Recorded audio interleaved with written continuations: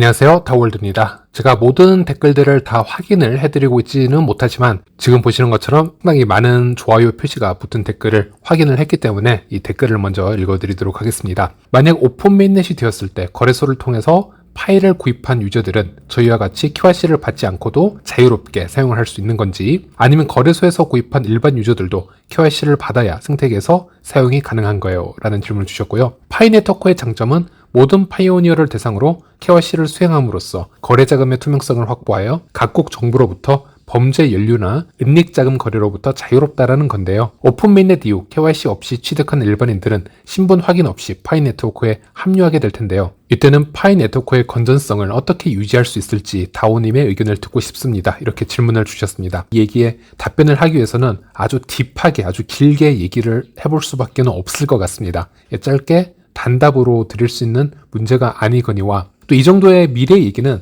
감히 저 정도의 수준에서 확답을 드릴 수도 없는 문제이고, 대신 여러 방면에서 이 부분을 탐구를 해서 접근을 해서 이에 대한 상상력을 만들어내서 이 질문에 대한 답변을 어느 정도 근사치에 접근시킬 수는 있을 것 같습니다. 그래서 일단 여러 가지 얘기를 해드릴 텐데요. 일단 암호화폐가 가지고 있는 이 중립성에 대해서 먼저 설명을 드리고 싶은데, 우리가 암호화폐 세계로 진입을 하는 순간 암호화폐는 선도 아니고 악도 아니고 항상 중립성을 가지려고 있는 특징이 있다라는 부분, 이 특성을 기본적으로 장착을 하고 있다라는 점을 이해를 하셔야 이 딜레마에서 아주 조금 벗어날 수는 있습니다. 물론 이 질문을 하신 분은 이에 대한 특성은 어느 정도 이해하고 있을 거라고 봅니다. 그럼에도 불구하고 이 영상을 보시는 모든 파이오니어 분들을 위해서 처음부터 하나씩 말씀을 드리자면, 일단 2013년에 있었던 비트코인과 관련된 사건인데요.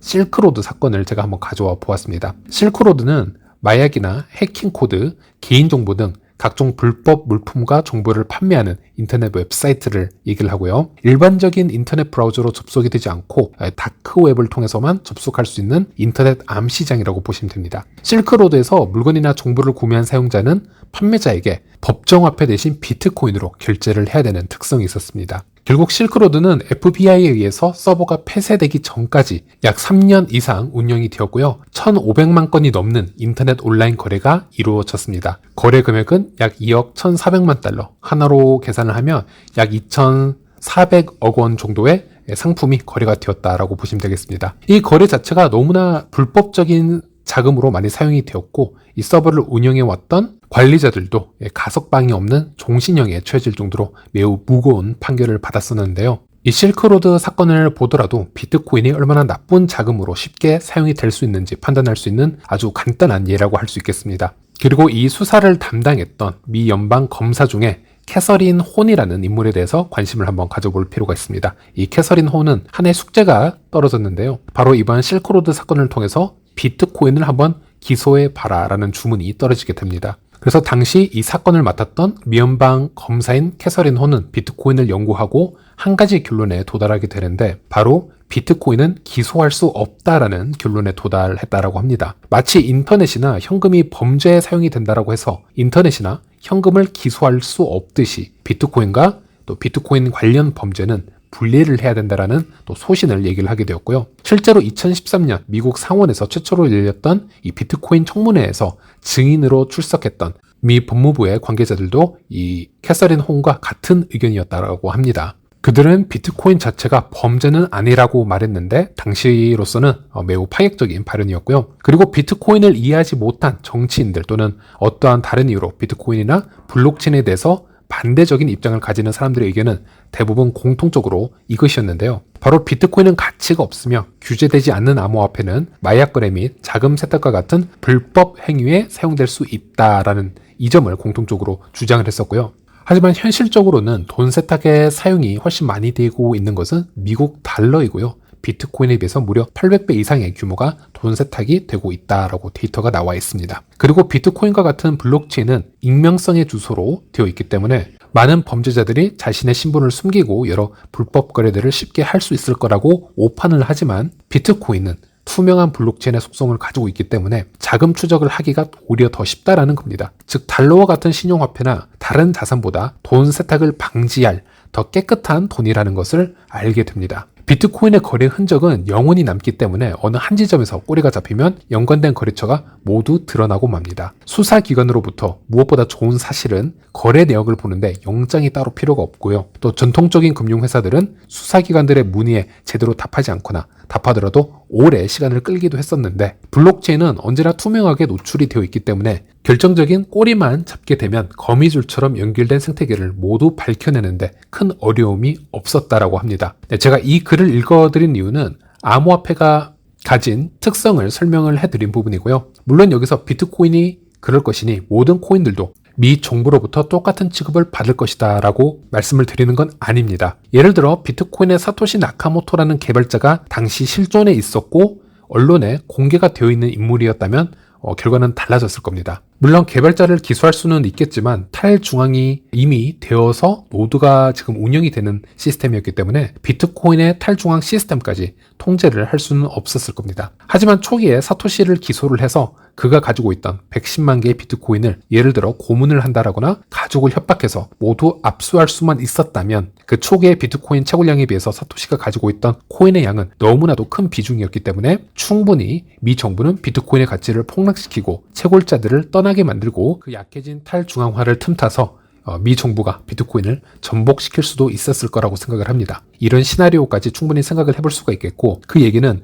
현재 비트코인을 제외한 모든 암호화폐들은 개발자들이 공개가 되어 있기 때문에 그리고 그들이 가지고 있는 코인의 물량이라는 게 존재하고 또는 노드가 비트코인처럼 충분하게 탈중앙화가 되어 있지 않은 경우에도 있기 때문에 이런 경우는 정부가 비트코인과는 달리 프로젝트를 충분히 셧다운 시켜버릴 수 있는 가능성도 존재한다 라는 겁니다. 그래서 파이 네트워크의 이 노드의 탈중앙성도 미래는 상당히 중요해질 것이고요. 그래서 이게 비트코인이 상당히 복잡한 특성들을 지금 가지고 있는데 이 실크로드와 같은 사건으로 비트코인의 가치가 잠시적으로 폭락은 할 수 있겠지만 오히려 비트코인만의 특성이 사회에서 부각이 되어서 수요가 급격하게 증가를 해서 가치가 상승을 할 수도 있고요. 그래서 제가 보는 이 암호화폐는 10년이 넘는 짧은 역사이긴 하지만 항상 흰색도 아니었고 이 검정색, 블랙 컬러도 아닌 그 어중간한 그레이 컬러에서 머문 채로 항상 성장을 해왔다라는 겁니다. 그래서 그런 중립성을 가지고 있었고 파이를 미래는 이렇게 될 것이다 이렇게 단정 짓기는 매우 힘든 부분이 있습니다. 또 다른 예를 한번 들어보자면요. 예를 들어서 미국의 기준에서는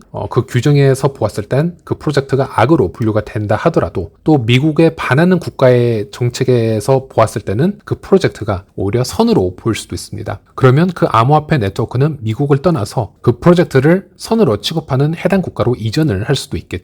리플이 그 대표적인 예라고 할 수 있겠는데요. 미국의 증권거래위원회 SEC가 지속적으로 리플을 장기간 괴롭히고 또 미국 내 규제법을 얘기하면서 암호화폐에 어떤 압박을 줬을 때 이제 리플의 CEO 갈링하우스는 이런 얘기를 합니다. 만약 리플이 미국에 패소를 하게 되면 리플은 무조건 미국을 떠날 것이다. 이런 얘기를 하였습니다. 이것이 장기적으로 누구에게 손해가 될지는 좀 더 지켜봐야 하겠지만 미 정부가 이런 부분을 무조건 무시하고 있을 수만은 없습니다. 결국 전 세계가 디지털 통화 개발에 지금 열을 올리고 있는 시기이기 때문에 미국만이 항상 암호화폐에 적대적이고 규제만을 얘기를 할 수는 없습니다. 네, 일단 서론은 여기까지고요. 일단 이런 서론 얘기만 들었을 때도 완전히 이런 부분을 몰랐던 분들이 이 댓글을 읽었을 때와 이런 스토리를 어느 정도는 다 이해를 하고 있는 분들이 이 댓글을 보았을 때 어느 정도 상상력의 차이가 좀 달라질 거라고 저는 생각을 하고 있고요. 조금 전에는 파이 네트워크의 건정성을 지키지 않으면 무언가 큰일 날 수 있겠다라는 생각에서 이런 건정성의 문제는 충분히 파이에게도 생길 수가 있고 그렇게 퍼드와 포모가 반복되는 게 파이 생태계가 될 수도 있겠구나. 그러면서 파이가 탈중앙성을 키워나가면서 가치를 성장시켜 나갈 수도 있겠구나라고 여러분의 인식이 조금이라도 전환이 될 수 있다면 제가 앞전에 설명해드린 보충 설명이 조금 먹힌 거라고 할 수 있겠습니다. 그리고 이제는 파이 네트워크에 관해서 진짜 설명을 한번 해보도록 하겠습니다. 2년 전 영상으로 넘어가도록 하겠습니다. 코어팀의 Q&A 세션을 보면 이런 질문이 나옵니다. 우리가 다른 지갑을 사용할 수 있습니까? 라는 질문이 나오고 여기서 니콜라스의 답은 파이는 퍼블릭 블록체인이기 때문에 그렇게 가능하다라는 얘기를 합니다. 여기서 공식적인 파이 지갑, 즉 메인 파이 지갑은 파이가 런칭이 될 때 보상받을 파이를 받을 수 있는 지갑이 될 것이다. 이렇게 설명을 합니다. 자, 그럼 이 부분을 설명해 드리기 앞서서 먼저 말씀을 드릴 부분이 있는데요. 이 영상은 2021년 4월에 나온 것이고 이것은 한참 전의 영상이라는 겁니다. 물론 지금도 이때와 큰 차이는 없을 거라고 생각은 하지만 현재는 시간이 2년 정도 지났고요. 어느 정도의 미국의 규제 라인도 바뀌었기 때문에 여기에 대해서 미래에 조금씩 바뀔 수는 있다라는 거, 그런 확률이 있다라는 거는 미리 말씀드리겠고요. 최근에 코어팀이 모두와의 미팅에서 아주 잠깐이지만 이런 언급을 한 적이 있었습니다. 오픈 메인넷이 되어도 파이 네트워크에 약간의 리스트릭션이 존재할 수 있다. 즉 제한이 존재할 수도 있다라는 애매한 답변이 나오기도 했었기 때문에 이런 부분은 코어팀의 개발을 좀 더 지켜봐야 할 부분이 있다라는 것, 그 점도 공유를 해드리도록 하겠고요. 어쨌든 저 2년 전 영상이 모두 맞다라는 전제하에 설명을 해드리자면 파이 블록체인에 연결되는 지갑이 파이 메인 지갑이 아니라 수많은 다른 타 지갑들도 파이 블록체인과 연결이 되어서 사용이 가능할 수 있고 당연히 이 지갑들 간에도 파이 코인을 주고받을 수 있게 된다는 겁니다. 그리고 그 얘기는 질문자님의 말씀처럼 오픈 메인넷이 되었을 때 거래소를 통해서 파이를 구입한 유저들은 저희와 같이 KYC를 받지 않고도 자유롭게 사용할 수 있는 건지, 아니면 거래소에서 구입한 일반 유저들도 KYC를 받아야 생태계에서 사용이 가능한 건지라고 물으셨는데, 당연히 파이가 오픈 메인넷 이후 거래소에서 상장을 하고 거기서 매수를 할 수 있다면 파이 생태계 내에서 KYC를 받지 않아도 파이 코인을 여러 지갑에 전송하고 사용할 수가 있습니다. 그런데 여기서 한 가지 생각을 해봐야 되는 부분이 있습니다. 오픈 메인넷으로 전환이 된 후 파이 메인 지갑은 타 지갑, A 지갑, B 지갑, C 지갑 말고 어떻게 생성할 수 있을까에 대한 질문인데, 이것은 현재 폐쇄형 메인넷과 크게 다를 바가 없을 거라는 겁니다. 파이 앱과 파이 브라우저를 다운로드 받고 KYC를 통과해야만 마이그레이션을 받을 때 파이 지갑을 활성화시킬 수가 있고 이곳으로 마이그레이션으로 채굴한 양을 받을 것으로 추측이 됩니다. 다른 예로 여러분이 거래소에서 1000파일을 매수했다고 하더라도 그것은 다른 A 지갑이나 B 지갑, C 지갑에 있는 파일 뿐이지 파이 메인 지갑은 아니라는 것이고요. 그럴 때 어떤 차이점이 어떻게 일어날 것인가에 대해서도 한번 생각을 해볼 필요가 있습니다. 이건 매우 중요한 것인데요. 일단 현재 파이 지갑을 보면 관련 업데이트된 부분이 하나 있습니다. 이것은 한 달 전에 업데이트가 되었던 부분인데요. 파이 브라우저 앱에서 여러분이 결제를 하실 때 여러분 체크리스트에 등록된 지갑 주소와 다른 지갑 주소로 결제를 하게 되면 결제가 막히는 시스템이 한 달 전쯤에 업데이트가 됐습니다. 즉 여러분이 파이 브라우저 접속을 해서 예를 들어 파이챗몰에 들어가서 상품을 구입하려고 하는데요. 결제를 해야겠죠. 그런데 여러분의 파이 지갑으로는 당연히 구매가 되지만 만약 동생분의 파이 지갑 비밀번호로 접속을 해서 파이 지갑에 접속을 해서 결제를 하게 되면 그 동생 지갑 주소와 파이 앱 체크리스트에 등록된 지갑 주소가 다르기 때문에 이렇게 결제가 거절되는 표시가 뜨게 됩니다. 이 부분은 코어팀에서 보안 관련해서 이런 조치를 취한 것인데 이미 파이챗몰의 CEO 에드윈이나 파이 소셜앱의 멜린 등등 복수의 파이 개발자들과 이 업데이트 관련해서 확인을 했기 때문에 이 업데이트 사실은 공식적으로 맞고요. 여러분들도 한번 테스트를 해보시면은 결제가 되지 않는다라는 걸 알 수 있습니다. 파이 생태계는 파이 메인넷 지갑에 의해서만 생태계 활동이 현재로는 가능하다라는 뜻이 되겠습니다. 참고로 파이챗몰에서 판매 활동을 하고 파이코인을 인출하는 행위는 타 지갑으로도 가능합니다.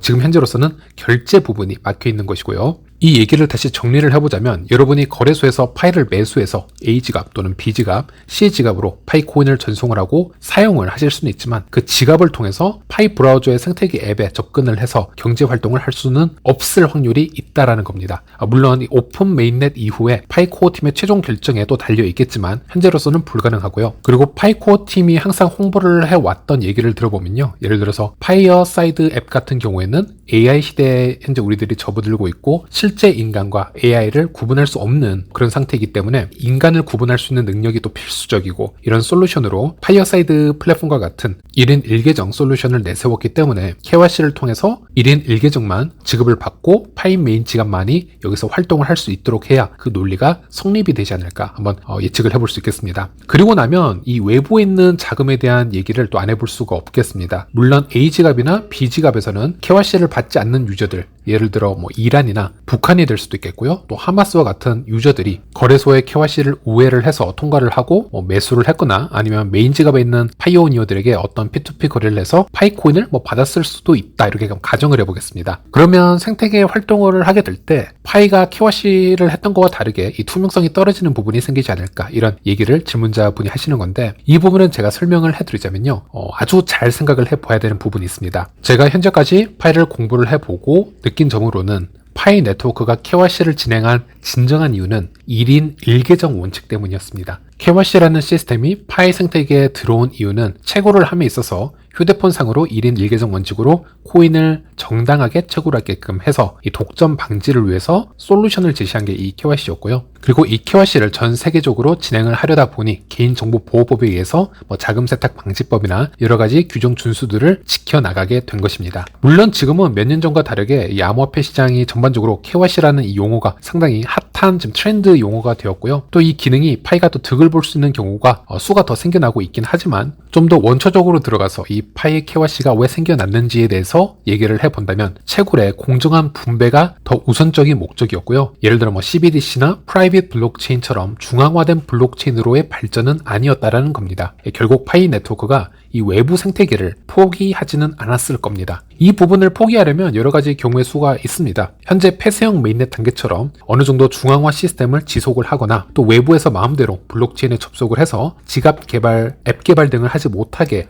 중앙화를 시키면은 이런 것이 모두 제한이 될 수 있습니다. 그런데 그렇게 되자면 파이코인은 그냥 기업용의 기능성 코인 정도, 그 이상 그 이하도 아니게 될 것이고요. 가치도 상당히 제한이 되어서 성장이 될 확률이 높습니다. 그래서 파이 프로젝트는 애초에 계획을 했던 것처럼 어느 정도의 탈중앙화 프로젝트로 성장할 가능성이 매우 높겠죠. 이 얘기는 이 외부에서 돌아다니는 파이코인은 언제 어떻게 해서든 범죄 거래로도 사용이 될 수 있고 은닉 자금으로도 사용이 될 수 있다라는 겁니다. 이것을 완벽하게 지킬 수 있는 탈중앙화 코인은 없다라는 것이죠. 그러면 어떤 현상이 생길지 예상을 해볼 수 있냐면요. 최근에 저스틴 선의 트론 코인을 한번 예로 들어볼 수 있을 것 같습니다. 최근에는 이스라엘과 하마스 전쟁이 지속이 되고 있죠. 여기에 하마스, 헤즈볼라 등 이란이 지원하는 무장 조직의 자금이 조달해 이 트론 코인이 사용이 되고 있다. 이렇게 미디어에서 수많은 뉴스가 나오고 있는데요. 물론 이스라엘을 비난하는 여론도 만만치 않지만 어쨌든 미국을 중심으로 한 세계관에서는 이 하마스 세력이 테러 세력으로 지금 지정이 되어 있고 이란 등과 같은 반미 국가가 악이라는 프레임이 씌워져 있습니다. 그래서 현재 이 트론에 관해서는 계속 제재가 들어갈 것으로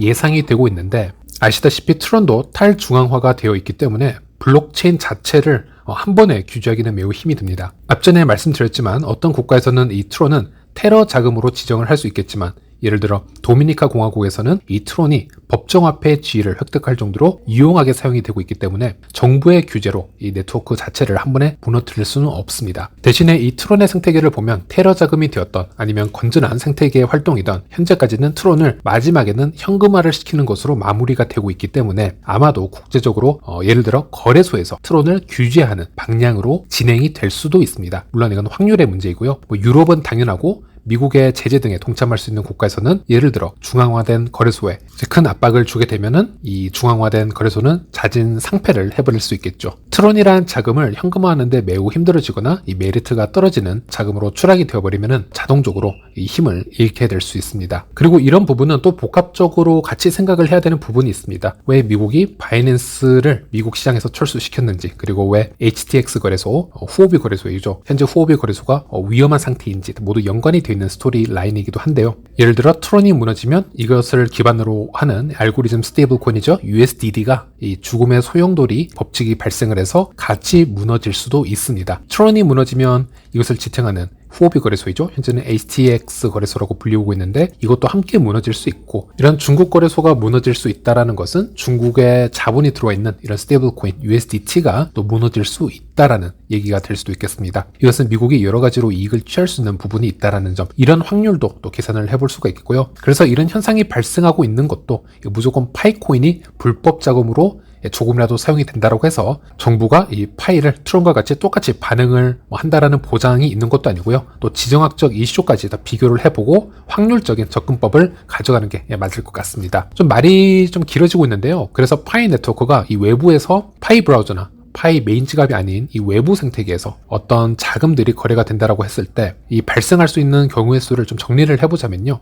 최악의 경우에는 파이도 트론처럼 어떤 이슈화가 되고 거래소의 규제 빡이 들어올 수도 있습니다. 그래서 제가 말씀드린 부분이 생태계를 키울 거면 거래소가 없어도 살아남을 수 있는 생태계로 커지는 게 좋다라는 것이 가장 이상적인 부분이었고, 결국 파이코인이 미래는 현금화가 필요 없이도 거래가 될 수 있는 생태계로 조성이 되면 모든 게 해결이 될 수 있습니다. 가장 이상적인 솔루션이면서 비트코인조차 도달하지 못한 생태계가 될 것이기 때문에 그렇게 되자면 아까 영상의 초반에 말씀드린 이 캐서린 홍 같은 경우에도 자금 추적이 매우 어려워질 수도 있습니다. 비트코인으로 거래하면 달러보다 돈 세탁이 힘들다라고 했는데요. 그 이유는 비트코인도 결국은 어디에선가 현금화를 해야 되고 또 거래소 지갑으로 옮겨지는 순간 그 모든 것을 잡아낼 수 있기 때문에 이제 이런 부분을 얘기를 한 건데, 파이가 만약 파이코인의 지갑을 통해서 상품들을 모아서 1000파이를 모으고요. 그 1000파이로 무기를 사기 위해서 테러 지갑으로 보내고, 그 테러 지갑은 그 1000파이를 현금화시키지 않고 예를 들어서 그 나라에서 본인 국가에서 자동차와 땅을 이 파이코인으로 구매를 하게 되고, 또 그 자동차와 땅을 판 판매자는 그 파이로 다른 곳으로 이사를 가는 비용으로 또 쓰게 되고, 만약 이런 식으로 거래소 지갑을 통하지 않고 계속 익명성의 계정에서만 파이코인이 거래가 되면요, 불법 자금을 추적하기 상당히 어려워지는 부분이 있습니다. 파이 생태계를 보실 때 정말 생태계가 하나도 없고 비싼 자금들이 이 생태계에 전혀 들어오지 않고 아주 싸구려 물품들만 파이로 거래가 되는 생태계고, 제가 이런 소리를 하고 있다면 정말 미친 소리로 들릴 수도 있겠지만, 현재 파이가 오픈 메인넷을 시작하지도 않았는데 기본 수백만 원에서 수천만 원의 거래들이 조금씩 일어나고 있습니다.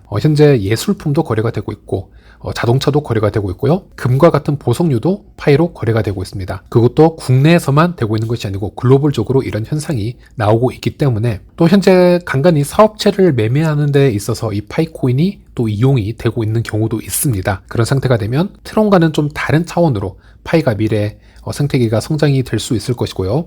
그런 레벨로 성장을 했을 때 파이가 이런 테러 자금에 사용이 되었다, 돈 세탁으로 사용이 되었다라고 했을 때, 그때는 각 정부가 어떤 대응을 해야 될지는 좀 지켜봐야겠지만 거래소를 압박하는 차원으로는 힘이 들어질 수도 있을 겁니다. 마무리를 하자면요, 파이코어 팀이 지금 개발을 하고 있는 이 파이 브라우저 생태계는 조금씩 중앙화의 업데이트가 보이고 있습니다. 물론 아까 말씀드린 것처럼 타 지갑으로 결제가 안 되는 업데이트가 지금 되었고, 오픈 메인넷이 되면 다시 이런 기능이 제거가 될지 아니면 더 강화가 될지는 모르겠지만 이것은 코어팀의 행보를 좀 더 지켜보는 수밖에 없겠습니다. 그래서 만약에 지속이 되거나 더 강화가 된다면 오픈 메인넷으로 전환이 되어도 1인 1계정, 즉 메인 지갑으로만 파이 브라우저에서 생태계 활동을 해야 되는 시대는 계속 지속이 될 것이고요. 타 지갑으로 얻은 파이코인들, 거래소에서 매수를 한 파이코인으로는 생태계 활동을 어차피 못한다라는 결론을 낼 수 있겠습니다. 그리고 또 하나는 탈중앙화에 성공한 파이가 거래소나 타 지갑들에 의해서 파이가 전송이 되고 움직이기 시작하면 파이의 기본 정책이 아무리 이 친미의 방향을 따른다 하더라도 100% 불법 자금에 사용해서 자유로워질 수는 없다. 이것은 파이뿐만이 아니고 전 세계 모든 암호화폐가 똑같이 겪는 현상이고요. 하지만 중요한 건 미국이 아니면 다른 국가 정부들이 이것에 대해서 어떤 제재를 할지는 5대5라는 것이죠. 오히려 비트코인의 실크로드 사건처럼 여러 다른 이슈와 견해가 모여지면서 파이코인의 가치가 급성장하는 상황이 올 수도 있고, 트론이 앞으로 닥칠 생태계처럼 오히려 더 위태위태해질지 이것은 아무도 모른다라는 겁니다. 참고로 트론은 현재 어떤 위기가 있다라고 제가 퍼드를 드리는 건 아니고요. 현재 트론 가격이 그렇게 나쁘지는 않습니다. 하지만 장기적으로 보았을 때 조심해야 될 필요가 있다라는 점을 말씀드리는 것이고요. 이 영상은 여기서 마무리하도록 하겠습니다. 시청해주셔서 감사합니다.